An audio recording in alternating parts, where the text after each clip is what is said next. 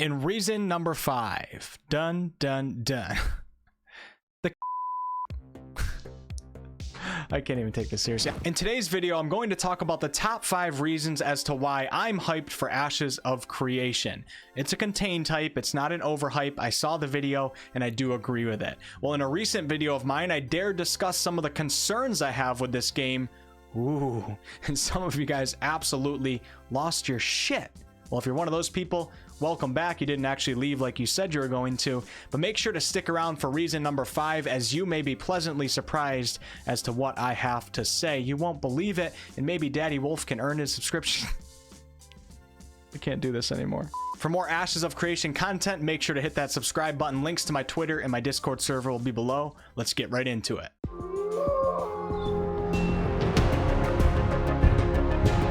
Number 1, risk versus reward.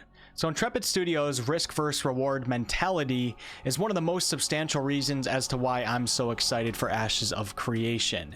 Making games that don't really have any risk but have a ton of rewards seems to be one of the more common game development formulas these days, especially with MMOs. So when a company is willing to step outside of this formula a bit, it does really get me excited. So what do I mean by risk versus reward? Well, when I think of a game that has risk, I think of a game that's going to really keep me engaged, not only in my gameplay, but also in my decision making, maybe even prior to doing anything. If death actually carries a meaningful consequence, like it does in Ashes, then the little things that you do in the game end up becoming more engaging. Things like gathering resources is no longer a turn off your brain activity. You have to be aware of your surroundings, and you're going to fight for your life if danger arises. Games that carry virtually no punishment for things like death, well, it doesn't really matter if you die, which ultimately makes your actions and decisions less meaningful. Now, there is a time and place for games with little risk, and even activities within a game that should carry no risk at all. But I personally prefer games, especially MMOs, that in their core design they carry with them an element of risk. When you experience success in games with prevalent risk versus reward systems, success becomes 10 times more satisfying than games with no risk. Succeeding becomes a story to tell around the campfire. Accomplishment is actually a real thing. And in my experience with many games that have no risk or extremely low difficulty, success is just another day. It's not really something to talk about. It's just continuously happening. There's nothing to really overcome because everything's served to you on a golden platter. The activities that you do don't really require that much engagement in return. Now, there's plenty of other games that focus on like storytelling and things of that nature that don't necessarily need risk or difficulty to provide a good experience. But when I'm talking about a living, breathing MMO that I'm going to sink so much time into, I personally prefer a world where my character's life actually has significance and death is a negative thing that you want to avoid and work to avoid. That creates engagement for myself. Intrepid Studios with Ashes of Creation has said many times that their MMO is being built around risk versus reward.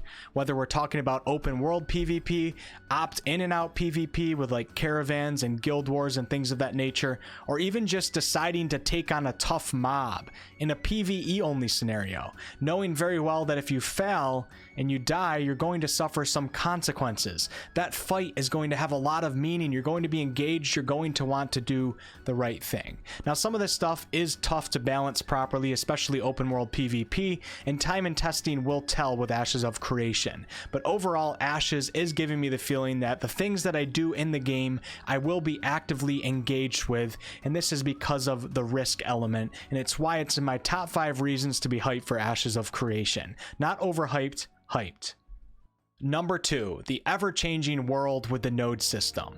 So those of you who might be unfamiliar with nodes, it's basically a system or mechanic in the game of town and city building. It's up to us players to develop nodes into sprawling cities. We're basically responsible for creating civilization in the world of Vera. These nodes start off as simple crossroad points with a few merchants and can turn into giant metropolises if players in the area are willing to work for its success. These nodes can also be destroyed, and with that will come the ever-changing world that I mentioned before. Also, as a node develops and grows, the surrounding world will react to it. More quests will open up, new raid bosses will come rumbling out, neighboring nodes will fall under the influence of other nodes, and so on. So when a node is created and developed, this changes the world. And when a node is destroyed, this of course also changes the world. And even if another node is built on top of the previous node that just got destroyed, that node could be a completely different node. The first node might have been a divine node, but this new node being built is a military node with different benefits and features. On top of this, government structures within these nodes will be ever changing as well. And with new leaders comes different taxation, different buildings, and different goals overall for a node. The node system is one of the top reasons as to why I am excited for Ashes of Creation. However, it's really important that this ambitious system actually works. This is such a core part of this MMO, actually the core part. It has to be implemented correctly, and like the risk versus reward, only time and testing will tell. It is a bit scary thinking about a world that's changing too much, because then you'll never actually feel accomplished with the things that you've created in the node. It's funny because we just talked about risk versus reward, but if the world's changing too much, that could also be a problem. But the way that Intrepid explains this, nodes in their later stages are going to be very hard to destroy, and there's going to be alliances in the world and things like that. So if you're in a big, strong, powerful node, you'll likely be in that node for quite a while, maybe even over a year, who really knows, and you'll be able to make a home and build up a home, and then eventually you might be sad if that node is destroyed, but in the long run it's going to provide a new fresh experience for you as you try to find a new community and a new node to be a part of. I think it's really cool if this can be balanced correctly, and yeah, I'm excited for it.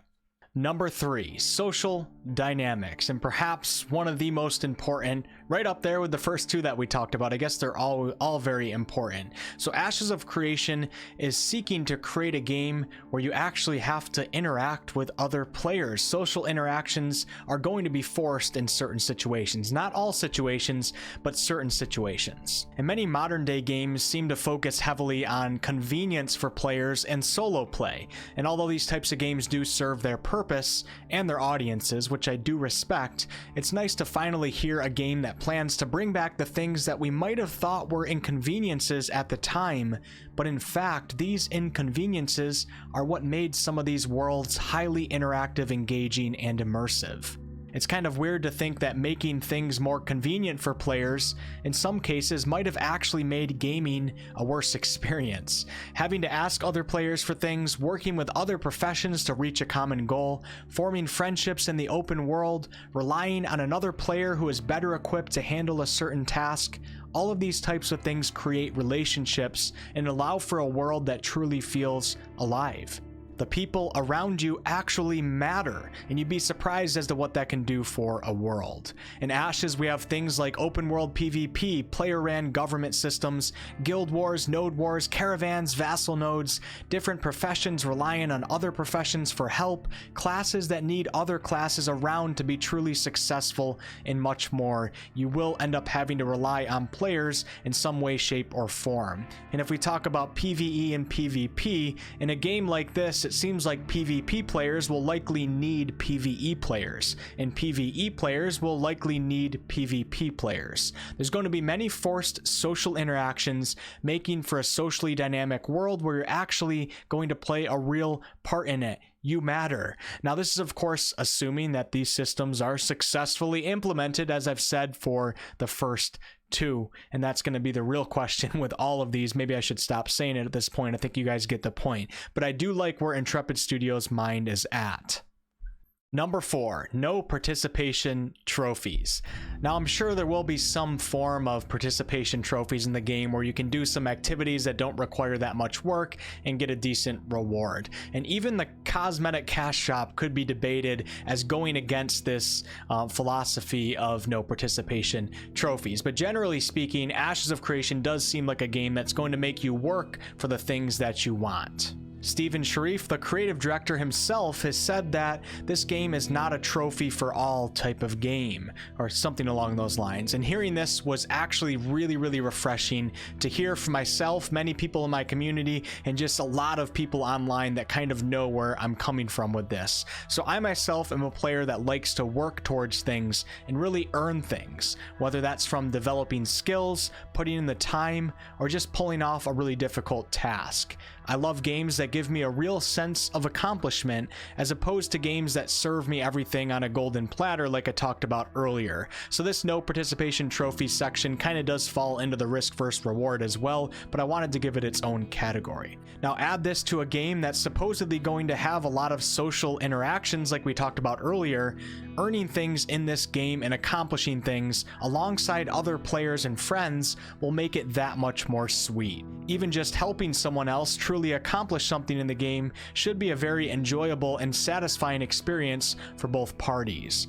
Now, if we're going to relate this to IRL to make it more clear as to what I'm talking about, let's relate it to being on a sports team. So pretend that you're on a baseball team and your team loses every game and they still give you a golden trophy that says number 1. Are you really truly going to celebrate that? Maybe some people will, but generally no. You know that you didn't really earn it, you didn't do anything, they just gave it to you, and because of that, it doesn't really carry any significance. Now imagine being on a baseball team that sucked for 3 seasons in a row, but on the 4th season, you just made it to the championship and end up winning the game by 1. Now that's a huge celebration. It's a moment in time that those players will probably never forget for the rest of their lives. They worked very hard, they went through so much failure, and then they finally succeeded and were given that number 1 trophy. They earned it, the trophy meant something. Now similar feelings can be achieved in video games as well, in my opinion.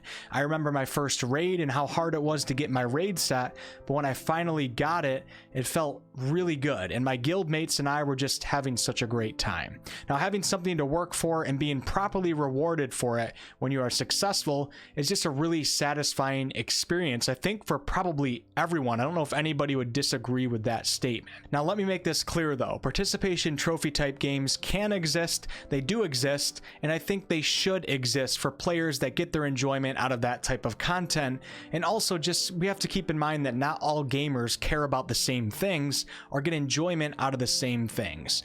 But when a game caters to my inner wolf, like Ashes of Creation is seemingly doing, it really does catch my attention. I vibe with this style for my video games. In reason number 5, dun dun dun, the cash shop.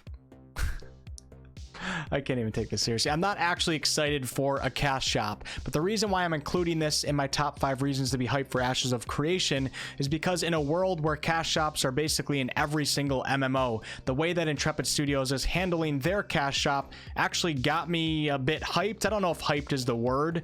It's sad that I can even consider it something to be hyped about. I never thought this day would come, but cash shops are just part of the industry, and I guess relief is more of the word. So I expect a cash shop to be in every MMO. I'm going to push against this stuff as much as I can, but I expect it kind of. It's just what's been happening over the years. And when you see a company talk about their cash shop like Intrepid has with cosmetic only, and then Steven speaking up against pay to win with New World and stuff, I did have a little bit of relief. So basically, if you're just accepting that there's going to be a cash shop of some sort, if I had to have a cash shop, the way that Intrepid Studios is handling it is preferable.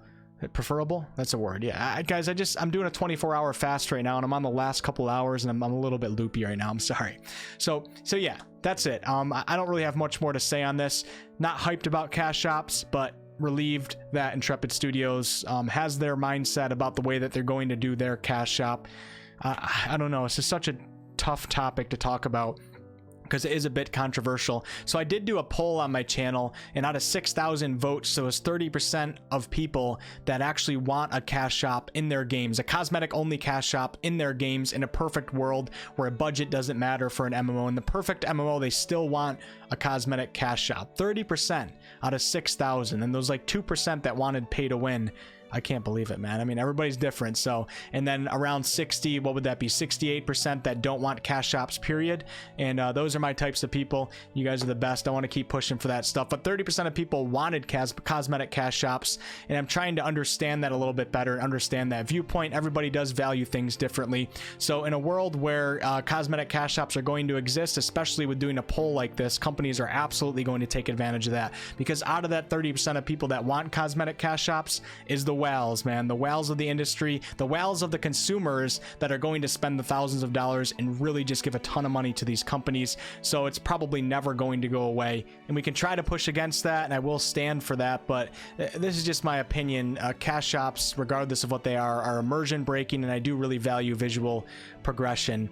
Some things about the Ashes of Creation cash shop that they've mentioned that I like, I don't know if I can use that word when I don't like cash shops in a general sense, is that you actually have to earn the loot before you can apply a skin to it. So if somebody has like high-end raiding gear, they have to earn that gear before they can buy a skin for it. So you'll still be able to recognize what type of gear that people have and if they earned it or not.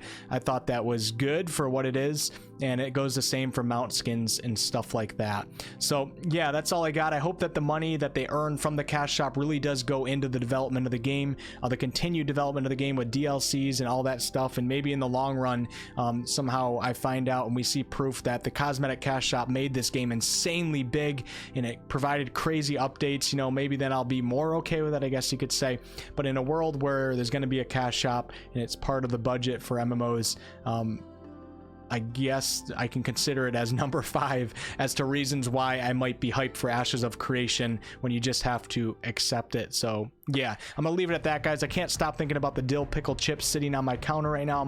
I have like less than an hour now. I looked at the time of this 24-hour fast that I'm doing, and I can freaking smell the chips, man. I know I shouldn't eat them when the fast is over. It's unhealthy food, but damn, I'm going to eat them. You know what? Screw it. Screw it. I'm cutting it. I need to go eat them, man. I'll catch you guys in a future video. Peace.